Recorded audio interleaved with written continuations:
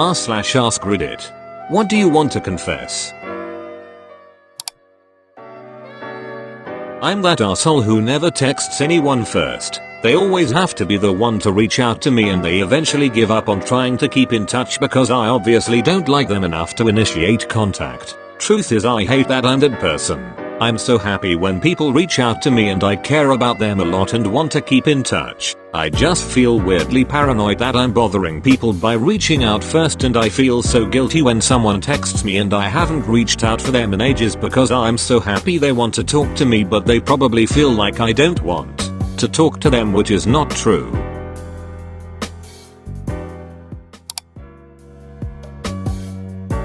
In college I was flat broke. I had a 2-meal-a-day plan and campus housing but no books. After a semester of barely getting by without them, I ran into an unavoidable textbook need. In complete desperation, I stole it from the bookstore. At the end of the semester, I nervously sold it back to the very same bookstore for some long-missed pocket money. I was worried it'd be flagged somehow and I was ready to bolt out, but it went off without a hitch. Something like $25 to get some drinks with friends.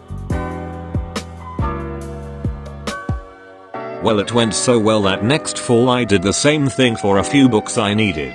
Then I got more brazen, and whenever a pocket money itch happened, I would walk through the bookstore, grab a thick one off the shelf and take it right to the counter and sell it to them. Must have done it a dozen times that semester. Spring semester starts and they upped security. All bookshelves were behind cubicle walls and you had to show your schedule to an employee who would fetch your books for you. I didn't let it stop me much, as I have a long reach and could slide one off a top shelf next to the soft walls. That was my last semester and I even stole my degree frame from there. Never stole again, but boy do I realize how crime escalates now.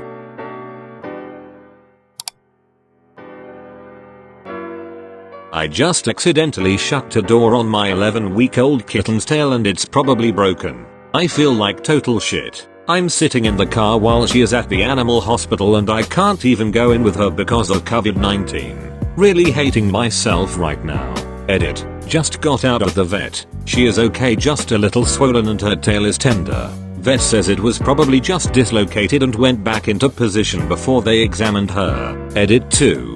I forgot to pay the cat tax and someone called me out on it. Here are a few pictures of her helping us work from home. Bonus blurry dog. Short album. I'm a man. And I piss sitting down. It's comfortable. You should definitely try it.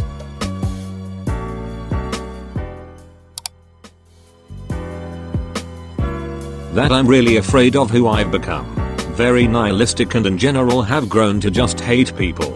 I don't want to feel this way, but I can't help it. I used to be so emphatic but feel so hollow toward even people I should care about. I've been so alone for so long and it's just made me bitter. I tried to get in better shape and be more sociable, but then COVID-19 happened and all that went out the window just as I was starting to feel progress. I'm only 28 but feel so much older. I feel like I wasted most of my best years. I have nothing to show for it but a degree I hate and a career I hate. Lately I fear that nothing I do will matter and I'll never be anybody of note and will be a failure who is quickly forgotten.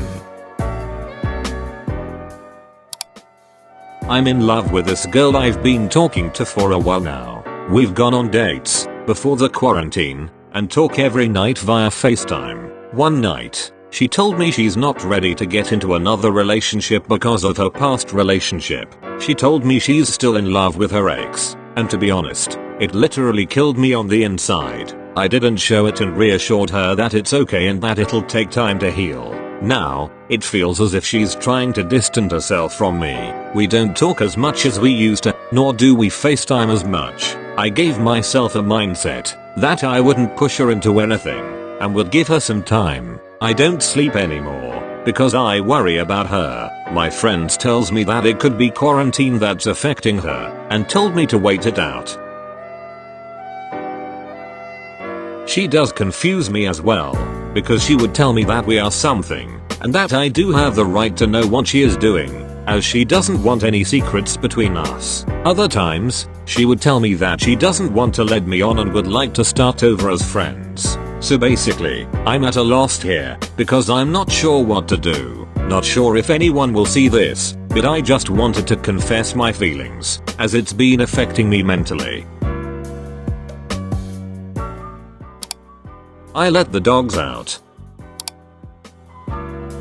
I don't think I love my boyfriend anymore. He's put on a lot of weight and I just don't find him attractive anymore. He doesn't take care of himself and won't let me help and has been completely disregarding my worries for his health for the last year. I hate it when he touches me now. He makes me feel ugly. The only time we have had sex this whole year was a few weeks ago when he woke me up in the middle of the night and shoved my face into the pillow. He's the only person I've ever really dated. The only person I've ever slept with, and I don't know how to end it, so I've just been dealing with it, hoping it'll get better.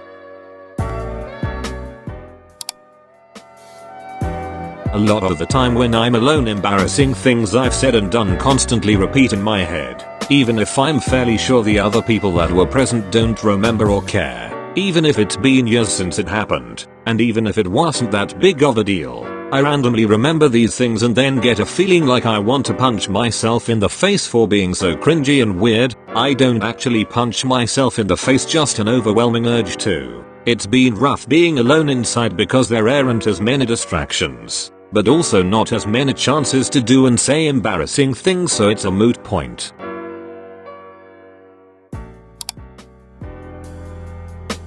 Positive confession time. There's a straight up neo-Nazi that I used to go to school with. He's on a watchlist at our college and was at a watchlist at our high school. He says he's not racist, but whites and blacks shouldn't mix, and draws swastikas and anti-Semitic symbols all the time. It's been going on for too long to be an ill-of-taste joke. Me and two of my friends ended up sharing a lot of classes with him and he viewed us as friends. While he was annoying as hell and racist as shit and we didn't want to be friends with him, he was one of those socially awkward people who didn't pick up on context clues. About 2 years ago he had me and two of my friends follow him on his Instagram, where he would post really racist shit like all the time. He'd been doing it for like months and months. Eventually I got to reporting him. Then I would report him again. And again. I got his Instagram account banned, so he had to make a new one and trimmed his followers from like 110 to 90. But I also followed this account as well, so I just reported him again. Until he got banned. Again. This went on for a total of 11 accounts and he got super fucking pissed. His followers dropped to 13 and he still couldn't figure out I was the one reporting him. He still doesn't know to this day. It's such a tiny thing, but I was glad to be able to piss off a racist and lower the amount of would-be racists who would read his content down to like 10. My cat got attacked by a large animal and had a festering wound. He limped home one day and I took him straight to the vet. They said it would be about 1,500 to try to save him and that he probably still wouldn't make it. I had him put down. He died in my arms and I cried for days. I thought 1,500 was too much at the time. I couldn't risk it. It was 5,050. How could I put a dollar amount over my best friend? I still hate myself thinking about it now. R.I.P. Stinky.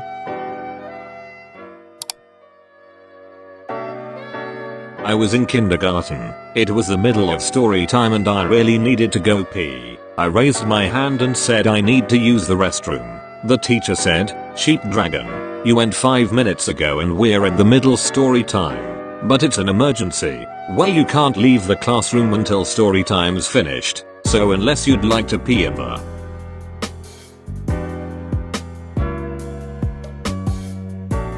sink, you'll have to stay in here." What a delightfully terrible choice of words. I hopped up onto the counter and dropped my pants. "Get down from there this instant," my teacher said, but it was too late. TLDR, it's better to piss in the sink than to sink in the piss. When I was in the 8th grade we had a test for math that was worth like half our grade, but instead of doing the test I'm on Facebook the whole time. The next day my teacher is grading our tests and there was 2 people that hadn't turned it in, me and my best friend Kristen, who happened to not be there that day. There was one test that didn't have a name on it, so I said that the test was mine, even though it was Kristen's. When Kristen comes back to school he gets detention.